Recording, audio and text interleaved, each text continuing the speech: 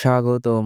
আজ আমরা বিশ্লেষণ করব ২০২৫ সালের আলোচিত সিনেমা দ্য রিচুয়াল। এটি এমন একটি গল্প যা আমাদের ভয়, অপরাধবোধ এবং বন্ধুত্বের গভীরতা নিয়ে প্রশ্ন তোলে।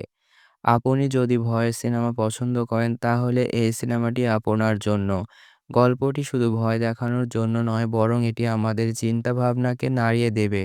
চলুন শুরু করা যাক। গল্পটি শুরু হয় চার বন্ধু লুক, ডেভিড, হাস এবং ফিলকে নিয়ে। তাদের বন্ধুত্ব অনেক গভীর, কিন্তু এক মর্মান্তিক ঘটনা তাদের সম্পর্ককে পাল্টে দেয়। একদিন তারা শহরের একটি মদের দোকানে বসে ভ্রমণের পরিকল্পনা করে, কিন্তু এর মধ্যেই ঘটে এক ভয়ঙ্কর ঘটনা।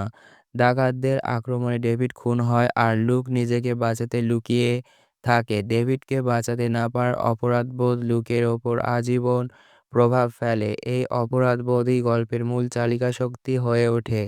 ডেভিডের স্মৃতিকে সম্মান জানাতে তারা উত্তর ইউরোপের গভীর জঙ্গলে হাইকিং করতে যায়।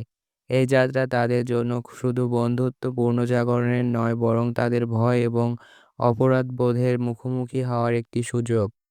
জঙ্গলে প্রবেশ করার পরেই তাদের অনুভূতি বদলে যেতে শুরু করে।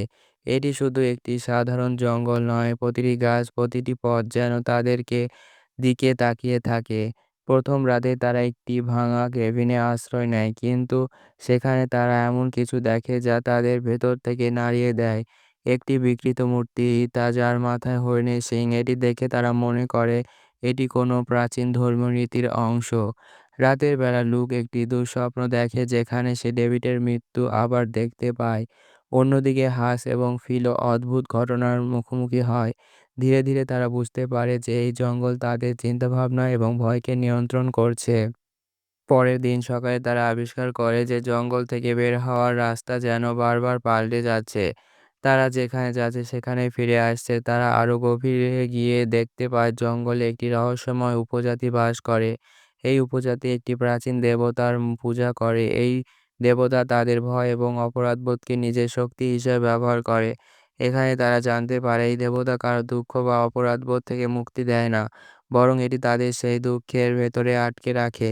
তারা বুঝতে পারে এখানে থেকে বাঁচার উপায় হলো তাদের নিজেদের ভয়কে জয় করা। চূড়ান্ত অংশে বন্ধুরা বুঝতে পারে যে এই দেবতার হাত থেকে মুক্তি পেতে হলে তাদের মধ্যে একজনকে বলিদান দিতে হবে, কিন্তু এই বলিদান শুধু শারীরিক এবং মানসিক। লুক এবং ভেতরের অপরাধ বোধের মুখোমুখি হয় এবং বুঝতে পারে ডেভিডকে বাঁচাতে না পারার জন্য সে নিজেকে শাস্তি দিতে চলেছে। একসময় সে উপলব্ধি করে যে তাকে নিজের ভেতরের ভয়কে পরাজিত করতে হবে। শেষ পর্যন্ত লুক দেবতার সাথে লড়াই করে এবং দেবতাকে পরাস্ত করে।